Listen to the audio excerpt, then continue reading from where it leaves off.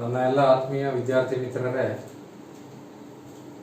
ನೋಡಿ, ಎಲ್ಲರೂ ತುಂಬ ರಿಕ್ವೆಸ್ಟ್ ಮಾಡ್ತಾ ಇದ್ರಿ, ಸರ್ ಅಪ್ಲೈಡ್ ಸೈನ್ಸ್ ಸ್ಟಾರ್ಟ್ ಮಾಡಿ ಅಂತ. ನಾನು ಹೇಳಿದ ಮೇಲೆ ಅದು ಯಾವತ್ತಿದ್ರೂ ಅದನ್ನು ಕಂಪ್ಲೀಟ್ ಮಾಡೇ ಮಾಡ್ತೀನಿ. ಎಕ್ಸಾಮ್ ಒಳಗಡೆ, ಎಕ್ಸಾಮ್ ಒಂದು ವಾರ ಇರೋಂಗೆ.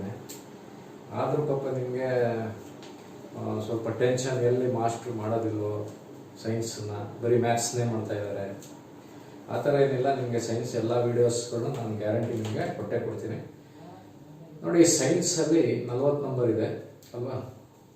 ಅದರಲ್ಲಿ ನಾನು ಫಸ್ಟು ಸ್ಟಾರ್ಟ್ ಮಾಡ್ತಾ ಇರೋ ಟಾಪಿಕ್ ಬಂದು properties of solids and liquids. ಇದು 7 ಮಾರ್ಕ್ಸ್, 7 ಕ್ವಶನ್ಸ್ ಕೊಡ್ತಾರೆ, 7 ಮಾರ್ಕ್ಸ್. ನೋಡಿ, ಸೈನ್ಸಲ್ಲಿ ಏನಪ್ಪ ಅಂತಂದರೆ, ನೀವು ನೋಡಿದ ತಕ್ಷಣವೇ ಆನ್ಸರ್ ಹೇಳ್ಬೋದು. ಈಗ ಮ್ಯಾಥಮೆಟಿಕ್ಸ್ ಆನ್ಸರ್ ಮಾಡೋಕ್ಕೆ ನಿಮಗೆ ಟೈಮ್ ಬೇಕು. ಅಟ್ಲೀಸ್ಟ್ ಕರೆಕ್ಟಾಗಿ ಮಾಡ್ತೀನಿ ಅಂತಂದ್ರೂ ಒಂದು 1.5 ಅವರ್ ಬೇಕಾಗುತ್ತೆ, 1.5 ಗಂಟೆ. ಆದರೆ ಸೈನ್ಸ್ ಹಂಗಲ್ಲ. ನೀವು ಮ್ಯಾಥ್ಸ್ ಎಷ್ಟೇ ಓದಿದ್ರೂ 1.5 ಗಂಟೆ ಅಥವಾ 1 ಗಂಟೆನಾರ ಬೇಕೇ ಬೇಕು. ಸೈನ್ಸ್ ಹಂಗೇನಲ್ಲ. ಸೈನ್ಸ್ ನೀವು ಚೆನ್ನಾಗಿ ಓದ್ಬಿಟ್ಟಿದ್ರೆ ಬರೀ ಒಂದು ಅರ್ಧ ಗಂಟೆ ಒಳಗೆ 40 ಪ್ರಶ್ನೆಗೆ ಆನ್ಸರ್ ಮಾಡ್ಬೋದು, ಇನ್ನೂ ಬೇಗನೆ ಮಾಡ್ಬೋದು. ಯಾಕಂದರೆ ಸೈನ್ಸ್ ಹೆಂಗೆಪ್ಪ ಅಂತಂದರೆ, ನೋಡಿದ ತಕ್ಷಣವೇ ಆನ್ಸರ್ ಹೇಳ್ಬೋದು ಗೊತ್ತಿದ್ರೆ. ಮ್ಯಾಥ್ಸ್ ಹಂಗೆ ಹೇಳೋಕ್ಕಾಗಲ್ಲ ಅಲ್ವಾ? ಮ್ಯಾಥ್ಸ್ ಈಗ ಒಂದು ಪ್ರಶ್ನೆ ಕೊಡ್ತಾರೆ, ನೋಡಿದ ತಕ್ಷಣ ಆನ್ಸರ್ ಹೇಳೋಕ್ಕಾಗುತ್ತೆ? ಮ್ಯಾಥ್ಸ್ ಖಂಡಿತ ಆಗಲ್ಲ. ನೀವೇನು ಮಾಡಬೇಕು, ಅದಕ್ಕೆ ಆನ್ಸರ್ ಕಂಡುಹಿಡಿಬೇಕು. ಬಟ್ ಸೈನ್ಸಲ್ಲಿ ಹಂಗಿಲ್ಲ. ಸೈನ್ಸಲ್ಲೂ ಲೆಕ್ಕ ಬರ್ತವೆ, ಲೆಕ್ಕ ಕಡಿಮೆ, ಒಂದು 2-3 ಅಥವಾ ಮ್ಯಾಕ್ಸಿಮಮ್ ಒಂದು 5 ಇರ್ತದೆ. ಅಂದ್ಬಿಟ್ರೆ ಎಲ್ಲ ಥಿಯರಿನೇ ಇರ್ತದೆ. ನೋಡಿ, ಈಗ ನಿಮಗೆ properties of solids and liquids ಈ ಟಾಪಿಕ್ ಸ್ಟಾರ್ಟ್ ಮಾಡ್ತಾ ಇದ್ದೀನಿ ನಿಮಗೆ. ಈಗ ಇದರಲ್ಲಿ ನಿಮಗೆ ಫಸ್ಟು ನೀವೇನಪ್ಪ ಅಂತಂದರೆ, ಈ ಸಾಲಿಡ್ ಅಂದರೆ ಏನು, what is solid, what is liquid, what is gas, ಅವೆಲ್ಲ ತಿಳ್ಕೋಬೇಕು ನೀವು ಮೊದಲು ಅಲ್ವಾ? ನೆಕ್ಸ್ಟ್ ಇನ್ನೊಂದು ಟಾಪಿಕ್ ಇದೆ, heat and properties of gas ಅಂತ, ಆಯಿತಾ? ಈಗ ಸಾಲಿಡ್ ಅಂದರೆ ಏನು, ಲಿಕ್ವಿಡ್ ಅಂದರೆ ಏನು, ಗ್ಯಾಸ್ ಅಂದರೆ ಏನು? ನೋಡಿ, ಸಾಲಿಡ್ಸ್, ಲಿಕ್ವಿಡ್ಸ್ ಆ್ಯಂಡ್ ಗ್ಯಾಸಸ್ ಇದಾವಲ್ಲ, ಅದನ್ನು ಸ್ಟೇಟ್ಸ್ ಆಫ್ ಮ್ಯಾಟರ್ ಅಂತ ಕರೀತಾರೆ. States of matter. ಈಗ ನೀವು ಮನಸ್ಸಲ್ಲಿ, ಸರ್ ಮ್ಯಾಟರ್ ಅಂದರೆ ಏನು, ವಾಟ್ ಈಸ್ ಮ್ಯಾಟರ್ ಅಂತ ಬರುತ್ತೆ ಅಲ್ವಾ? ನೋಡಿ, ಮ್ಯಾಟರ್ ಅಂತಂದರೆ anything and everything which is available in nature. ಅಂದರೆ ಭೂಮಿ ಮೇಲೆ ಏನೇನು ಸಿಗ್ತವೋ ಅವೆಲ್ಲ ಒಂದು ಮ್ಯಾಟರ್ ಆಗಿರ್ತವೆ. ಈಗ ಒಂದು ಕಲ್ಲು ಸಿಗ್ತದೆ, ಅದು ಮ್ಯಾಟ್ರೇ. ಮಣ್ಣು ಸಿಗ್ತದೆ, ಮ್ಯಾಟ್ರ್. ನೀರು ಸಿಗ್ತದೆ, ಮ್ಯಾಟ್ರು. ಗಾಳಿ ಸಿಗುತ್ತೆ, ಮ್ಯಾಟರ್ ಅಲ್ವಾ? Anything and everything which is available in nature, ಅಥವಾ ಅವೈಲಬಲ್ ಆನ್ ದಿ ಅರ್ತ್ ಅಂತಲೂ ಹೇಳ್ಬೋದು ಅಲ್ವಾ? ಭೂಮಿ ಮೇಲೆ ಏನೇನು ಸಿಗ್ತವೆ ಅವೆಲ್ಲದಕ್ಕೂ ಸೇರಿಸಿ ಮ್ಯಾಟರ್ ಅಂತ ಕರೀತಾರೆ. ಈ ಮ್ಯಾಟರಲ್ಲಿ ಸ್ಟೇಟ್ಸ್ ಆಫ್ ಮ್ಯಾಟರ್ ಅಂತ ಬರುತ್ತೆ. States of matter. States of ಮ್ಯಾಟರಲ್ಲಿ ಒಬ್ಬೊಬ್ರು 4 ಮಾಡ್ತಾರೆ, ಒಬ್ಬೊಬ್ರು 5 ಮಾಡ್ತಾರೆ. ಬಟ್ ನಿಮಗೆ ಬೇಕಾಗಿರೋದು 3, ಆಯಿತಾ? ಸ್ಟೇಟ್ಸ್ ಆಫ್ ಮ್ಯಾಟರಲ್ಲಿ ಯೂಶ್ವಲಿ 4 ಹೇಳ್ತಾರೆ. ಒಂದು solid, first one is solid, second one liquid, third one gas, ಮತ್ತು ಇನ್ನೊಂದು 4th ಪ್ಲಾಸ್ಮಾ ಸ್ಟೇಟ್ ಅಂತಲೂ ಕರೀತಾರೆ. Plasma state. ಸರಿನಾ? ಇದೇನಿಲ್ಲ, ನಿಮಗೆ ನೀವು 3 ತಿಳ್ಕೊಂಡ್ರೆ ಸಾಕು, ಆಯಿತಾ? ಈಗ what is solid state, what is liquid state, what is gaseous state. ಈಗ ಸಾಲಿಡ್ ಅಂದರೆ ಏನು, ಲಿಕ್ವಿಡ್ ಅಂದರೆ ಏನು, ಗ್ಯಾಸ್ ಅಂದರೆ ಏನು? ನೋಡಿ, ಸಾಲಿಡ್ ಅಂತಂದರೆ it is the state of matter having definite shape and definite volume. ಯಾವ ವಸ್ತುಗಳಿಗೆ, ಯಾವ್ಯಾವ ಸಬ್ಸ್ಟೆನ್ಸಸ್ಗಳಿಗೆ ಒಂದು ಡೆಫಿನೆಟ್ ಶೇಪ್ ಇರ್ತದೋ ಮತ್ತು ಡೆಫಿನೆಟ್ ವಾಲ್ಯೂಮ್ ಇರ್ತದೋ ಅಂಥದಕ್ಕೆ ಸಾಲಿಡ್ಸ್ ಅಂತ ಕರೀತಾರೆ. ಎಕ್ಸಾಂಪಲ್ ನೋಡಿ, ದಿಸ್ ಈಸ್ ಸಾಲಿಡ್. ಇಟ್ಕೊಂಡಿದ್ದೀನಲ್ಲ ಪೆನ್, ದಿಸ್ ಈಸ್ ಸಾಲಿಡ್. ಇದು ಅಷ್ಟೇ, duster, this is also solid, ಆಯಿತಾ? ಇದಕ್ಕೆಲ್ಲ ಒಂದೊಂದು ಶೇಪ್ ಇದೆ ಅಲ್ವಾ? ನೋಡಿ, ಸಿಲಿಂಡ್ರಿಕಲ್ ಶೇಪ್ ಇದೆ, ಇದು ಕ್ಯೂಬಾಯ್ಡ್ ಈ ಶೇಪಲ್ಲಿದೆ. ಡೆಫಿನೆಟ್ ಶೇಪ್ ಇರ್ತದೆ. ಯಾವುದೇ ಸಾಲಿಡ್ ತಗೊಳ್ಳಿ, ಯಾವುದೇ ಕಲ್ಲು ತಗೊಳ್ಳಿ, ಯಾವುದೋ ಒಂದು ಶೇಪ್ ಇರ್ತದೆ. ಮಣ್ಣು ತಗೊಳ್ಳಿ, ಅದೋ ಒಂದು ಶೇಪ್ ಇರ್ತದೆ ಅಲ್ವಾ? ಸಾಲಿಡ್ ಅಂತಂದರೆ it is the state of matter having definite shape and definite volume. Definite shape ಇರ್ತದೆ, ಡೆಫಿನೆಟ್ ವಾಲ್ಯೂಮ್ ಇರ್ತದೆ. ಈಗ ವಾಲ್ಯೂಮ್ ಅಂತಂದ್ರೆ ಏನು?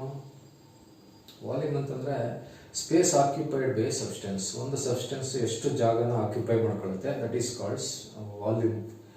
ಈಗ ನೀವು ವಾಲ್ಯೂಮ್ ಎಲ್ಲ ಕಂಡಿಡ್ತಿರ್ತೀರಲ್ವ, ಈ ಇದರಲ್ಲಿ 10th ಮಾಡಿರ್ತೀರಾ. ಮೆಕ್ಯಾನಿಕಲ್ ಆಗಿದ್ರೆ ಈ ಮೆನ್ಸುರೇಷನ್ ಅಂತ ಬರುತ್ತೆ, ಎಸ್ಟಿಮೇಷನ್ ಅಂಡ್ ಕಾಸ್ಟಿಂಗ್ ಅಲ್ಲಿ ಮಾಡಿರ್ತೀರಾ. ಇದರಲ್ಲೂ ಅಷ್ಟೇ ಯಾವುದೇ ಬ್ರಾಂಚ್ ಬಂದರೂ ವಾಲ್ಯೂಮ್ ಅಂತ ಕಂಡಿಡ್ಕೊಂಡಿರ್ತೀರ. ಈಗ ಒಂದು ಸಾಲಿಡ್ಗೆ ವಾಲ್ಯೂಮ್, ಸರ್ಕ್ಯುಲರ್ ಸಿಲಿಂಡರ್ಗೆ ವಾಲ್ಯೂಮ್ ಕಂಡುಹಿಡಿಬೇಕಂದ್ರೆ πr²L ಅಥವಾ πr²H ಅಂತ ಮಾಡ್ತೀರಾ ಅಲ್ವಾ. ವಾಲ್ಯೂಮ್ ಅಂತಂದರೆ space occupied by A substance, ಅದನ್ನು ವಾಲ್ಯೂಮ್ ಅಂತ ಕರೀತಾರೆ.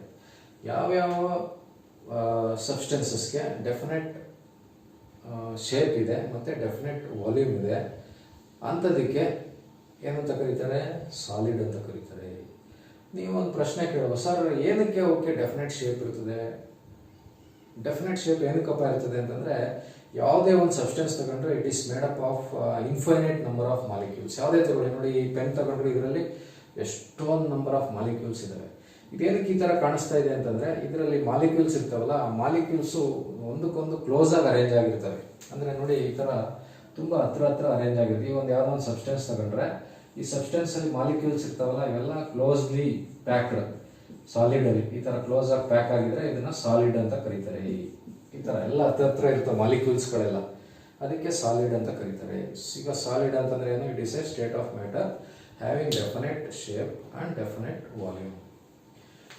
ಈಗ ಲಿಕ್ವಿಡ್ ನೋಡಿ, ಲಿಕ್ವಿಡ್ ಅಂತಂದ್ರೆ it is a state of matter having definite volume but no definite shape. ಈಗ ಇದಕ್ಕೆ ಎಕ್ಸಾಂಪಲ್ ಏನ್ ಬೇಕಾದ್ರೂ ತಗೋಬಹುದು. ಈಗ ನೋಡಿ, ಪೆನ್ನು, ಪೆನ್ಸಿಲ್, ರಬ್ಬರ್ ಅವೆಲ್ಲ ಸಾಲಿಡ್. ಲಿಕ್ವಿಡ್ ಬಂದಾಗ ವಾಟರ್, ಮಿಲ್ಕ್, ಆಯಿಲ್ ನೋಡಿ, ಇವೆಲ್ಲ ಲಿಕ್ವಿಡ್ ಅಲ್ವಾ. ಈಗ ವಾಟರ್ಗೆ ಏನಾದ್ರು ಶೇಪ್ ಇದೆಯಾ? ವಾಟರ್ಗೆ ಇಲ್ಲ, ನೋ ಶೇಪ್. ಬಟ್ ವಾಟರ್ಗೆ ವಾಲ್ಯೂಮ್ ಇದೆ.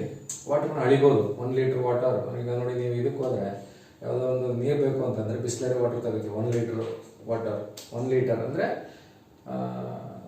ವಾಲ್ಯೂಮ್ ಇದೆ ಬಟ್ ನೋ ಶೇಪ್ ಇಲ್ಲ. ಅಂಥದಕ್ಕೆ ಏನಂತ ಕರೀತಾರೆ? Liquid. It is a state of matter having definite volume but no definite shape. ಆಯ್ತಾ? ಏನಕ್ಕೆ ಇದಕ್ಕೆ ಡೆಫಿನೆಟ್ ಶೇಪ್ ಇರಲ್ಲ ಅಂತಂದರೆ, ನೋಡಿ ಇದ್ರದ್ದು ಇದಿದಾವಲ್ಲ ಮಾಲಿಕ್ಯುಲರ್ ಅರೇಂಜ್ಮೆಂಟು ಸ್ವಲ್ಪ ಲೂಸ್ಲಿ ಪ್ಯಾಕ್, ಗ್ಯಾಪ್ ಇರ್ತದೆ ನೋಡಿ. ಇಲ್ಲೊಂದಿದ್ರೆ ಇಲ್ಲೊಂದಿರ್ತದೆ ನೋಡಿ. ಈ ಥರ ಗ್ಯಾಪ್ ಇದ್ರೆ ಅದಕ್ಕೆ ಲಿಕ್ವಿಡ್ ಅಂತ ಕರೀತಾರೆ. ಮಾಲಿಕ್ಯೂಲ್ಸ್ಗಳು ಸ್ವಲ್ಪ ಡಿಸ್ಟೆನ್ಸ್ ಅಲ್ಲಿ ಅರೇಂಜ್ ಆಗಿರ್ತವೆ, ಅದಕ್ಕೆ ಲಿಕ್ವಿಡ್ ಅಂತ ಕರೀತಾರೆ. ಎಕ್ಸಾಂಪಲ್ ವಾಟರ್, ಮಿಲ್ಕ್, ಆಯಿಲ್ ಯಾವ ಥರ. ನೆಕ್ಸ್ಟ್ ಗ್ಯಾಸಿಗೆ ಬಂದರೆ it is a state of matter having no definite shape, no definite volume. ನೋಡಿ, ಡೆಫಿನೆಟ್ ಶೇಪು ಇರಲ್ಲ, ಡೆಫಿನೆಟ್ ವಾಲ್ಯೂಮು ಇರಲ್ಲ. ಅಂಥದಕ್ಕೆ ಏನಂತ ಕರೀತಾರೆ? ಗ್ಯಾಸ್ ಅಂತ ಕರೀತಾರೆ. ಅರ್ಥ ಆಯ್ತಾ? ಎಲ್ಲ ಗ್ಯಾಸ್ಗಳು, ಯಾವ್ದಾರ ಆಕ್ಸಿಜನ್ ಗ್ಯಾಸ್, ಹೈಡ್ರೋಜನ್ ಗ್ಯಾಸ್. ನೀವು ಕೇಳ್ಬೋದು, ಸರ್ ಮನೆಗೆ ತಗೋಬರ್ತಾರಲ್ಲ ಗ್ಯಾಸ್, ಅದು ಸ್ಟೋರ್ ಮಾಡಿರ್ತಾರಲ್ಲ, ಅಳತೆ ಮಾಡ್ಬೋದಲ್ಲ. ಬಟ್ ಸ್ಟೋರ್ ಮಾಡೋಕ್ಕೂ ಆಗಲ್ಲ. ಗ್ಯಾಸ್ನ ಹೆಂಗೆ ಸ್ಟೋರ್ ಮಾಡಿರ್ತಾರೆ ಅಂತಂದರೆ, ನಿಮಗೆ ಅದು ಲಿಕ್ವಿಡ್ ಫಾರ್ಮಲ್ಲಿ ಸ್ಟೋರ್ ಆಗಿರ್ತದೆ. ಈಗ ನಿಮ್ಮ ಮನೆಯಲ್ಲಿ ಯೂಸ್ ಮಾಡೋ ಗ್ಯಾಸಸ್ ಇದೆಯಲ್ಲ, ಗ್ಯಾಸ್ ಸಿಲಿಂಡರ್ ಗ್ಯಾಸ್ ಅಂತ ಬರ್ತದೆ ನೋಡಿ, ಅದು ಆ್ಯಕ್ಚುಲಿ ಗ್ಯಾಸಿಯಸ್ ಫಾರ್ಮಲ್ಲಿ ಇರಲ್ಲ, ಅದು ಒಳಗಡೆ ಲಿಕ್ವಿಡ್ ಫಾರ್ಮಲ್ಲಿ ಇರ್ತದೆ. ಲಿಕ್ವಿಡ್ ಫಾರ್ಮ್ ಅದು ಆಚೆ ಬಂದಾಗ ಬಿಕಾಸ್ ಆಫ್ ಪ್ರೆಷರ್ ಡಿಫರೆನ್ಸ್ ಅದು ಗ್ಯಾಸ್ ಆಗಿ ಕನ್ವರ್ಟ್ ಆಗುತ್ತೆ. ನೋಡಿ, ಗ್ಯಾಸ್ ಅಂತಂದ್ರೆ it is a state of matter having no definite shape, no definite volume. ಆಯ್ತಾ? ಇದು ಏನಕ್ಕೆ ಡೆಫಿನೆಟ್ ಶೇಪ್ ಇಲ್ಲ ಅಂತಂದ್ರೆ, ನೋಡಿ ಇದ್ರಲ್ಲಿ ಏನಪ್ಪಾ ಅಂತಂದ್ರೆ ಇನ್ನೂ ಜಾಸ್ತಿ ಡಿಸ್ಟೆನ್ಸ್ ಅಲ್ಲಿ ಮಾಲಿಕ್ಯೂಲ್ಸ್ ಅರೇಂಜ್ ಆಗಿರ್ತವೆ. ನೋಡಿ, ಇದು ಲಿಕ್ವಿಡ್ ಆದ್ರೆ ಗ್ಯಾಸ್ ಇನ್ನೂ ತುಂಬಾ ದೂರ ಅರೇಂಜ್ ಆಗಿರ್ತದೆ, ಜಾಸ್ತಿ ಡಿಸ್ಟೆನ್ಸ್. ಸರಿನಾ? ನೋಡಿ, ಇದನ್ನ ಸಾಲಿಡ್ಸ್, ಲಿಕ್ವಿಡ್, ಗ್ಯಾಸ್. ಇನ್ನೊಂದು ಪ್ಲಾಸ್ಮಾ ಸ್ಟೇಟ್ ಅಂತಂದ್ರೆ, ನೋಡಿ ಇದು ಸಾಲಿಡ್ಗೂ ಬರಲ್ಲ, ಲಿಕ್ವಿಡ್ಗೂ ಬರಲ್ಲ, ಗ್ಯಾಸಿಯಸ್ ಸ್ಟೇಟ್ಗೂ ಬರಲ್ಲ. ಇನ್ನೊಂದು ಸ್ಟೇಟ್, ಈಗ ನೋಡಿ ಬ್ಲಡ್ಗೆ ಪ್ಲಾಸ್ಮಾ ಸ್ಟೇಟ್ ಅಂತ ಕರೀತಾರೆ. ಬ್ಲಡ್ನ ನಾವು ಲಿಕ್ವಿಡ್ ಅಂತ ಹೇಳೋಕ್ಕಾಗಲ್ಲ. ಯಾಕಪ್ಪ ಅಂದ್ರೆ ನೋಡಿ, ಅದು ಆಚೆ ಬಂದ ತಕ್ಷಣ ಸ್ವಲ್ಪ ಕ್ಲಾಟ್ ಥರ ಆಗ್ಬಿಟ್ಟು ಬೇರೆ ಫಾರ್ಮ್ ಬಂದ್ಬಿಡ್ತದೆ ನೋಡಿ. ಅದಕ್ಕೆ ಅದನ್ನು plasma state. This is 4th state of matter ಅಂತ. ಇದು first state, second state, third state, 4th state of matter ಅಂದರೆ ಪ್ಲಾಸ್ಮಾ. ಇದೇನಿಲ್ಲ, ನಿಮ್ಗಿರೋದು ಬರೀ ಸಾಲಿಡ್, ಲಿಕ್ವಿಡ್ ಅಂಡ್ ಗ್ಯಾಸ್. ನೋಡಿ, ಈಗ ಸಾಲಿಡ್ ಅಂದ್ರೆ ನಿಮ್ಗೆ ಅರ್ಥ ಆಯ್ತು ಅನ್ಕೊಂಡಿದ್ದೀನಿ. ಏನು ಸಾಲಿಡ್ ಅಂತಂದ್ರೆ it is a state of matter having definite shape and definite volume. Example stone, pen, pencil, ಏನು ಬೇಕಾದ್ರೂ ತಗೋಬಹುದು. ಲಿಕ್ವಿಡ್ ಅಂತಂದ್ರೆ it is a state of matter having no definite shape but definite volume. Example water, milk, oil, kerosene, petrol, etcetera. Gas ಅಂತಂದರೆ it is a state of matter having no definite shape and no definite volume. Example ಯಾವುದಾದ್ರೂ gas ತಗೊಳ್ಳಿ, oxygen, hydrogen ಎಲ್ಲ gas. Plasma ಅಂತಂದರೆ it is fourth state, ಅದೇ ನಿಮಗಿಲ್ಲ. ಈ ಮೂರು ತಿಳ್ಕೊಂಡ್ರೆ ಸಾಕು. ಈಗ ನಿಮಗೆ ಮ್ಯಾಟರ್ ಅಂದರೆ ಗೊತ್ತಾಯಿತು, ಸಾಲಿಡ್ ಅಂದರೆ ಗೊತ್ತಾಯಿತು, ಲಿಕ್ವಿಡ್ ಅಂದರೆ ಗೊತ್ತಾಯಿತು, ಗ್ಯಾಸ್ ಅಂದರೆ ಗೊತ್ತಾಯಿತು, ಆಮೇಲೆ ಪ್ಲಾಸ್ಮಾ ಅಂದರೂ ಗೊತ್ತಾಯಿತು. ಈಗ ನೆಕ್ಸ್ಟ್ ಏನಪ್ಪ ಅಂತಂದರೆ ಪ್ರಾಪರ್ಟೀಸ್ ಆಫ್ ಸಾಲಿಡ್ಸ್ ಮತ್ತು ಪ್ರಾಪರ್ಟೀಸ್ ಆಫ್ ಲಿಕ್ವಿಡ್ಸ್ ಅಂತ ಸಪ್ರೇಟಾಗಿ ಓದಬೇಕು ನೀವು. ಪ್ರಾಪರ್ಟೀಸ್ ಆಫ್ ಸಾಲಿಡ್ಸ್ ಬೇರೆ, ಪ್ರಾಪರ್ಟೀಸ್ ಆಫ್ ಲಿಕ್ವಿಡ್ಸ್ ಬೇರೆ. ನಿಮಗೆ ಎರಡು ಸೇರಿಸಿ 7 ನಂಬರು. ಒಂದೊಂದ್ಸರಿ ಇದರಲ್ಲಿ 4 ಕೊಡ್ತಾರೆ, ಅದರಲ್ಲಿ 3 ಕೊಡ್ತಾರೆ. ಲಿಕ್ವಿಡ್ಸಲ್ಲಿ 3 ಕೊಡ್ತಾರೆ, ಇದರಲ್ಲಿ 4 ಕೊಡ್ತಾರೆ, ಅಥವಾ ಇದರಲ್ಲಿ 3 ಕೊಡ್ತಾರೆ, ಅದರಲ್ಲಿ 4 ಕೊಡ್ತಾರೆ. ಎರಡು ಸೇರಿಸಿ 7 ಮಾರ್ಕ್ಸ್ ಇದೆ. ಆಯಿತಾ? ನೋಡಿ, ಇವಾಗ ಪ್ರಾಪರ್ಟೀಸ್ ಆಫ್ ಸಾಲಿಡ್ಸ್ ಕಲಿಬೇಕು ಅಂತಂದರೆ ಫಸ್ಟ್ ಕೆಲಸ ನೀವೇನಪ್ಪ ಅಂತಂದರೆ ಈ ಫೋರ್ಸ್ ಅಂದರೆ ಏನು ಅಂತ ಕಲಿಬೇಕು. ಫೋರ್ಸ್, ವಾಟ್ ಈಸ್ ಫೋರ್ಸ್ ಅಂತ. ಫೋರ್ಸ್ ಅಂತಂದರೆ ನೋಡಿ, it is N external agency. It is an external agency which causes displacement of an object. ಹಂಗಂದ್ರೆ ಅರ್ಥ ಏನು? It is N external agency which causes displacement of N object. ಹಂಗಂದ್ರೆ ಏನರ್ಥ ನೋಡಿ, ಈಗ ಈ ಡಸ್ಟರ್ ಇದೆ ಅಲ್ವಾ? ಈ ಡಸ್ಟರ್ ಇದೆ ನೋಡಿ. ಈ ಡಸ್ಟರು ಹಿಂಗೆ ಇರ್ತದೆ, ಯಾವಾಗಲೂ ಹಿಂಗೆ ಇರ್ತದೆ. ಇದ್ರದ್ದು ಪೊಸಿಷನ್ ಚೇಂಜ್ ಮಾಡಬೇಕು ಅಂತಂದರೆ ನಾನು ಏನು ಮಾಡಬೇಕು? I have to apply. ನೋಡಿ, ಈ ಥರ ಫೋರ್ಸ್ ಏನೋ ಒಂದು ಎಕ್ಸ್ಟರ್ನಲ್ ಏಜೆನ್ಸಿ ಅಪ್ಲೈ ಮಾಡಿದಾಗ ನೋಡಿ, ಇಲ್ಲಿತ್ತು, ಇಲ್ಲಿಗೆ ಬಂತು. ಎಕ್ಸ್ಟರ್ನಲ್ ಏಜೆನ್ಸಿ ಅಪ್ಲೈ ಮಾಡಿದಾಗ ಏನಾಗುತ್ತೆ? ಈ ಡಸ್ಟರು ಡಿಸ್ಪ್ಲೇಸ್ ಆಗುತ್ತೆ. ಡಿಸ್ಪ್ಲೇಸ್ ಅಂತಂದರೆ ಚೇಂಜ್ ಆಫ್ ಪೊಸಿಷನ್ ಅಂತ. ನೋಡಿ, ಇಲ್ಲಿದ್ದು ಒಂಚೂರು ಮುಂದಕ್ಕೆ ಹೋಯ್ತು. ಮುಂದಕ್ಕೆ ಯಾಕೆ ಹೋಯ್ತು? Because of the application of external agency. ಆ ಎಕ್ಸ್ಟರ್ನಲ್ ಏಜೆನ್ಸಿ ಇದೆಯಲ್ಲ, ದಟ್ ಈಸ್ ಕಾಲ್ಡ್ ಫೋರ್ಸ್ ಅಂತ. ಫೋರ್ಸ್ ಅಂತಂದ್ರೆ ಏನಂತ ಹೇಳ್ಬೋದು ಇವಾಗ? It is N external agency, it is N external agent, it is N external agent which causes displacement of an object ಅಂತ ಹೇಳ್ಬೋದು. an external agent which causes displacement of an object. ಒಂದು object change of position ಮಾಡ್ತದಲ್ಲ, ಸುಮ್ಮನೆ ಆಗಲ್ಲ ಅಲ್ವಾ? ಯಾವಾಗ ಅದು change ಆಗುತ್ತೆ? when there is an application of external force ಇದ್ದಾಗ ಮಾತ್ರ ಅದು ಚೇಂಜ್ ಆಗುತ್ತೆ. ಆ ಎಕ್ಸ್ಟರ್ನಲ್ ಏಜೆಂಟ್ ಇದೆಯಲ್ಲ, ನಾವೇನು ಅಪ್ಲೈ ಮಾಡ್ತೀವಿ ಅದು ಡಿಸ್ಪ್ಲೇಸ್ಮೆಂಟ್ ಆಗೋದಕ್ಕೆ, ಅದು ಪೊಸಿಷನ್ ಚೇಂಜ್ ಮಾಡೋದಕ್ಕೆ, that is called force. Force is an external agency which causes displacement ಅಂತ ಸಿಂಪಲ್ ಆಗಿ ಹೇಳ್ಬೋದು ನೋಡಿ. ಆಮೇಲೆ ಫೋರ್ಸ್ದು what is the unit of force ಅಂತ ಗೊತ್ತಿರ್ಬೇಕು ನಿಮಗೆ. ಏನು what is the unit of force? ನಿಮಗೆ ಯೂನಿಟ್ಸ್ ಆ್ಯಂಡ್ ಡೈಮೆನ್ಷನ್ ಅಂತ ಇದೆ ಫಸ್ಟ್ ಟಾಪಿಕ್. ಅದು ಮಾಡಿದಾಗ ಡೀಟೇಲ್ ಆಗಿ ಹೇಳ್ತೀನಿ. ಇಲ್ಲಿ ಸುಮ್ಮನೆ ಬ್ರೀಫ್ ಆಗಿ ಹೇಳ್ತೀನಿ. ಯೂನಿಟ್ ಆಫ್ ಫೋರ್ಸ್ ಅಂತಂದರೆ ನ್ಯೂಟನ್. ಈಗ ವಾಟ್ ಈಸ್ ನ್ಯೂಟನ್ ಅಂತ ಬರುತ್ತೆ? ನ್ಯೂಟನ್ ಅಂತಂದರೆ kg metre per second square ಅಂತ. kg metre per second square ಅಂತ. kg metre per second square. ಅಥವಾ ಒಂದೊಂದ್ಸಲಿ ಫಾರ್ಮುಲಾ ಇದನ್ನು ಯೂಸ್ ಮಾಡ್ತಾರೆ, F = ma ಅಂತ. F ಅಂದರೆ ಫೋರ್ಸ್, M ಅಂದರೆ ಮಾಸ್, A ಅಂದರೆ ಆಕ್ಸಿಲರೇಷನ್ ಅಂತ. Force is equal to product of mass and acceleration. Mass ಅಂದರೆ M, A ಅಂದರೆ acceleration. Unit of force is newton. Newton ಅಂದರೆ ಬೇಸಿಕ್ ಯೂನಿಟ್ ಏನಪ್ಪ ಅಂದರೆ kg metre per second square ಅಂತ. ಏನಕ್ಕೆ kg metre per second square ಅಂದರೆ ನೋಡಿ, ಮಾಸ್ಗೆ kg, ಆಕ್ಸಿಲರೇಷನ್ಗೆ ಮೀಟರ್ ಪರ್ ಸೆಕೆಂಡ್ ಸ್ಕ್ವೇರ್, ಅದಕ್ಕೆ kg metre per second square ಅಂತ. ನೋಡಿ, ಈಗ ನಿಮಗೆ ಸಾಲಿಡ್ ಅಂದರೆ ಗೊತ್ತಾಯಿತು, ಲಿಕ್ವಿಡ್ ಅಂದರೆ ಗೊತ್ತಾಯಿತು, ಗ್ಯಾಸ್ ಅಂದರೆ ಗೊತ್ತಾಯಿತು, ಮ್ಯಾಟರ್ ಅಂದರೆ ಏನು ಅಂತ ಗೊತ್ತಾಯಿತು, ಮತ್ತು ಫೋರ್ಸ್ ಅಂದರೆ ಏನು ಅಂತ ಗೊತ್ತಾಯಿತು. ನೋಡಿ, ಫೋರ್ಸಲ್ಲಿ ಸುಮಾರು ಟೈಪ್ಸ್ ಆಫ್ ಫೋರ್ಸ್ ಇದ್ದಾವೆ. ಆಯಿತಾ? ಅವೆಲ್ಲ ಏನೇನಂತ ಸುಮ್ಮನೆ ಹೇಳ್ತೀನಿ ನೋಡಿ, ಅದು ಬೇಕು ನಿಮಗೆ, ಇನ್ನು ಮುಂದಕ್ಕೆ ಬೇಕಾಗುತ್ತೆ. ಈಗ ಟೈಪ್ಸ್ ಆಫ್ ಫೋರ್ಸಸ್ಸಲ್ಲಿ ಫಸ್ಟು ನಿಮಗೆ ಈ ಡಿಫಾರ್ಮಿಂಗ್ ಫೋರ್ಸ್ ಅಂತ ಬರುತ್ತೆ. Deforming force. ಡಿಫಾರ್ಮಿಂಗ್ ಅಂತಂದರೆ ಏನಂತ? ಡಿಫಾರ್ಮಿಂಗ್ ಅಂತಂದರೆ ಈಗ ಒಂದು ಇದು ನೋಡಿ, ಇದೆ ಒಂದು ಪೆನ್ ಇದೆ ಅಂದ್ಕೊಳ್ಳಿ, ಇದ್ರದ್ದು ಶೇಪ್ ಚೇಂಜ್ ಆಗಬೇಕು. ಶೇಪ್ ಚೇಂಜ್ ಆಗಬೇಕಂದ್ರೆ ನಾನು ಏನೋ ಒಂದು ಫೋರ್ಸ್ ಅಪ್ಲೈ ಮಾಡಬೇಕು. ಹಿಂಗಾರು ಅಪ್ಲೈ ಮಾಡಿ, ಅಥವಾ ಹಿಂಗಾದರೂ ಅಪ್ಲೈ ಮಾಡಿ, ಹೆಂಗಾದರೂ ಅಪ್ಲೈ ಮಾಡಿ. ಈಗ ಯಾವುದೇ ಒಂದು ಫೋರ್ಸ್ ಅಪ್ಲೈ ಮಾಡಿದಾಗ ಅದ್ರದ್ದು ಶೇಪ್ ಚೇಂಜ್ ಆಯ್ತದಲ್ವಾ, ಅದಕ್ಕೆ ಡಿಫಾರ್ಮಿಂಗ್ ಫೋರ್ಸ್ ಅಂತ ಕರೀತಾರೆ. The force which is responsible for deformation of N object. ಯಾವುದೇ ಒಂದು ಆಬ್ಜೆಕ್ಟ್ದು ಶೇಪನ್ನು ಚೇಂಜ್ ಮಾಡೋಕ್ಕೆ ಬೇಕಾಗಿರ್ತಕ್ಕಂಥ ಫೋರ್ಸ್ ಇದೆಯಲ್ಲ, ಎಕ್ಸ್ಟರ್ನಲ್ ಫೋರ್ಸ್, ಆ ಫೋರ್ಸ್ಗೆ ಏನಂತ ಕರೀತಾರೆ? Deforming force. The force which is responsible for deformation of the body. Deformation ಅಂತಂದ್ರೆ ಏನು? Change in shape.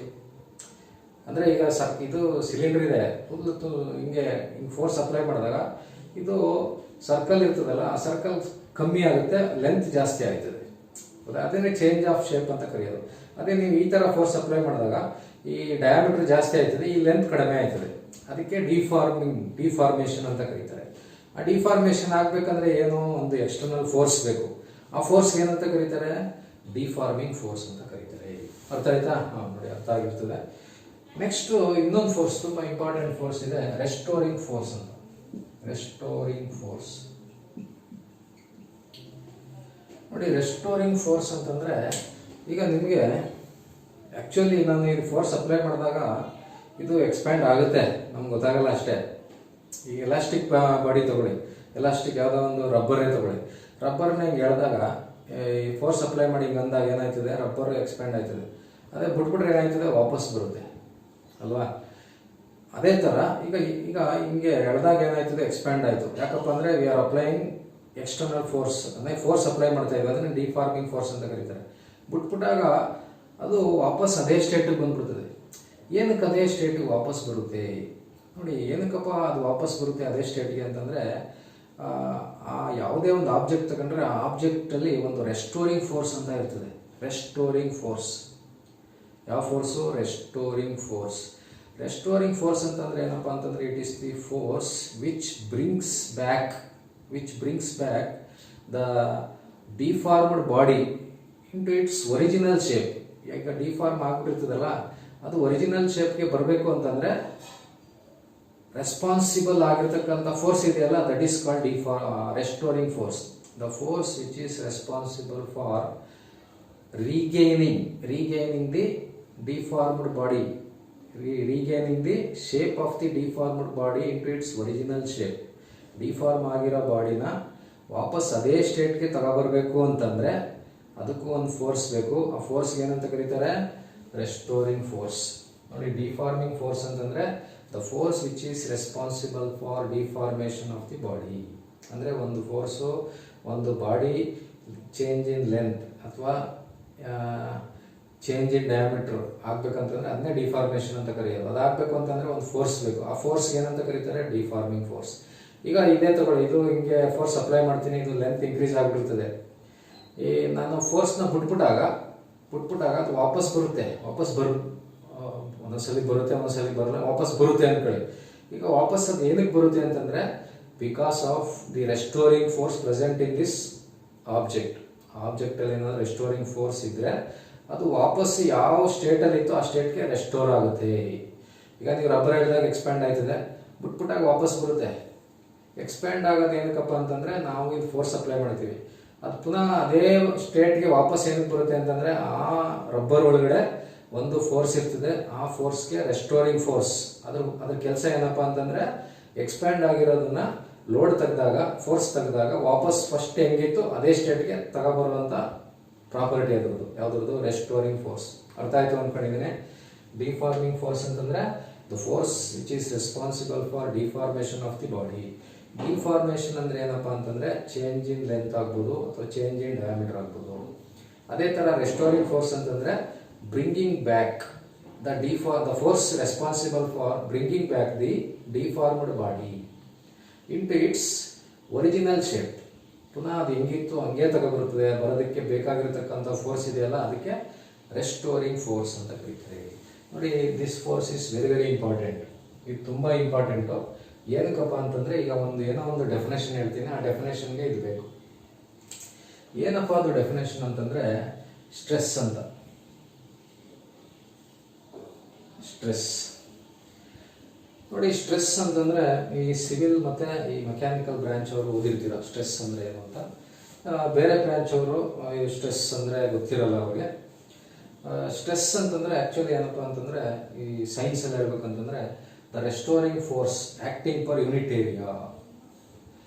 The restoring force acting per unit area is called stress ಅಂತ. Restoring force. ಈಗ restoring force ಅಂದ್ರೆ ಏನು ಅಂತ ಹೇಳ್ಕೊಟ್ಟೆ. ನಿಮಗೆ ಬರೀ ಫೋರ್ಸ್ ಅಂದ್ರೆ ಏನು ಅಂತಾನು ಹೇಳಿದೆ, ಡಿಫಾರ್ಮಿಂಗ್ ಫೋರ್ಸ್ ಅಂದ್ರೆ ಏನು ಅಂತಾನು ಹೇಳಿದೆ, ರೆಸ್ಟೋರಿಂಗ್ ಫೋರ್ಸ್ ಅಂತಂದ್ರೆ ಏನು ಅಂತಾನು ಹೇಳಿದೆ. ದಿಸ್ ಸ್ಟ್ರೆಸ್ ಅಂತಂದ್ರೆ the restoring force acting per unit area. ಒಂದು ಯೂನಿಟ್ ಏರಿಯಾನಲ್ಲಿ ಎಷ್ಟು ರೆಸ್ಟೋರ್, ಈಗ ಒಂದು ಯಾವುದೋ ಒಂದು ಬಾಡಿ ತಗೋತೀರಾ ಅನ್ಕೊಳ್ಳಿ, ಯಾವುದೋ ಒಂದು ಆಬ್ಜೆಕ್ಟ್ ತಗೋತೀರಾ. ಈ ಆಬ್ಜೆಕ್ಟ್ಗೆ ನಾನು ಫೋರ್ಸ್ ಅಪ್ಲೈ ಮಾಡ್ತೀನಿ, ಈ ಥರ ಹೆಂಗಾರ ಅಪ್ಲೈ ಮಾಡ್ಬೋದು. ಈ ಥರ ಫೋರ್ಸ್ ಅಪ್ಲೈ ಮಾಡಿದಾಗ, ಈ ಫೋರ್ಸ್ ಅಪ್ಲೈ ಮಾಡಿ ಇದನ್ನ ಫೋರ್ಸ್ ಅಪ್ಲೈ ಮಾಡಿದಾಗ ಇದು ಎಕ್ಸ್ಪ್ಯಾಂಡ್ ಆಯ್ತದೆ ಅನ್ಕೊಳ್ಳಿ.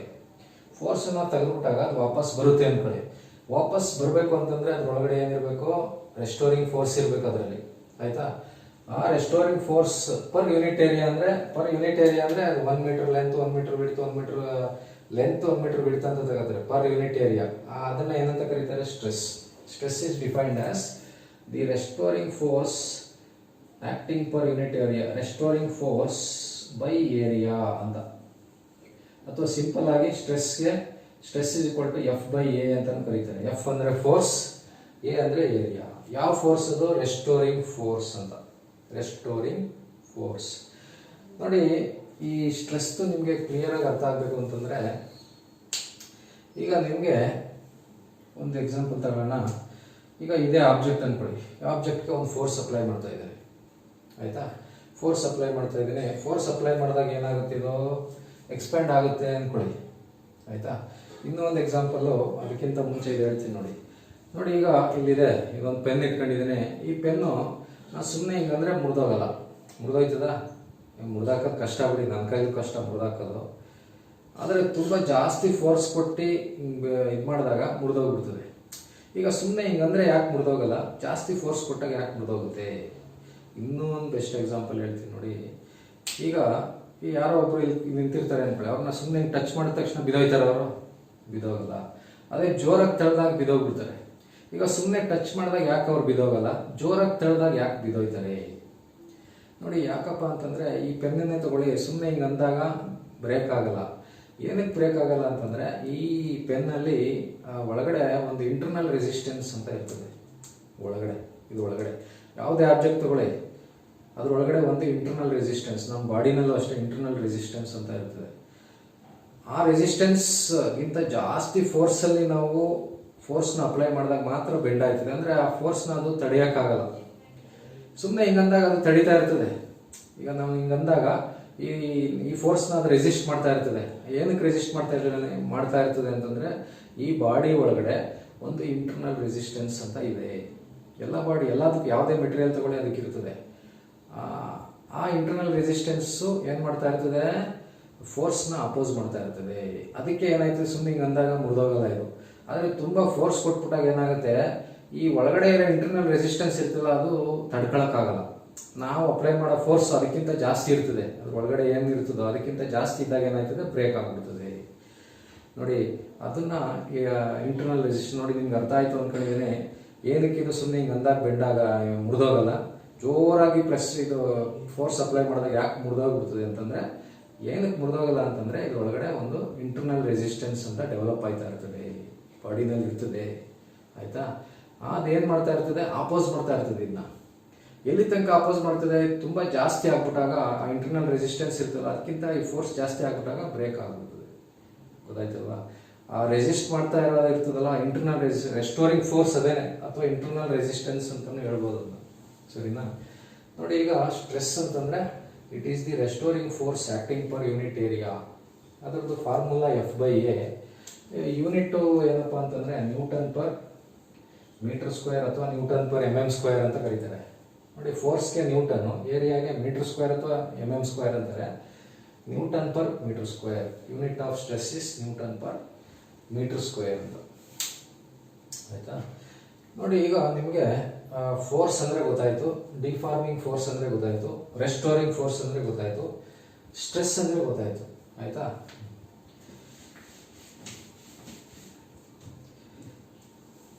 ನೋಡಿ, ಫೋರ್ಸ್ ಅಲ್ಲಿ ಬರೀ ಎರಡೇ ಫೋರ್ಸ್ ಅಲ್ಲ, ಈ tensile force, compressive force, shear force ಅಂತ ಬರುತ್ತೆ. ಯಾವ್ಯಾವ ಫೋರ್ಸ್ ಬರುತ್ತೆ, tensile force, compressive force, shear force ಅಂತ ಬರುತ್ತೆ. ಈಗ ಟೆನ್ಸೈಲ್ ಫೋರ್ಸ್ ಅಂದ್ರೆ ಏನು ನೋಡಿ. ಟೆನ್ಸೈಲ್ ಫೋರ್ಸ್ ಅಂದ್ರೆ ಈ ತರ ಬರುತ್ತೆ. ಈಗ ಒಂದು ಆಬ್ಜೆಕ್ಟ್ಗೆ ಈ ತರ ಫೋರ್ಸ್ಗಳು ಆಕ್ಟ್ ಮಾಡ್ತಾ ಇದ್ರೆ ಇದಕ್ಕೆ ಏನಂತ ಕರೀತಾರೆ? Tensile force.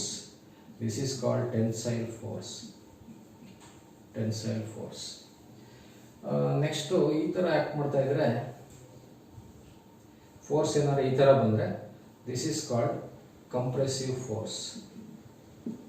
Compressive force. Compressive force. Force ಏನಾದರೂ ಈ ಥರ ಬಂದರೆ ನೋಡಿ, ಸ್ಟ್ರೈಟ್ ಲೈನಲ್ಲಿ ಇರಲ್ಲ, ಈ ರಿವೆಟ್ಸ್ ಇದೆಯಲ್ಲ,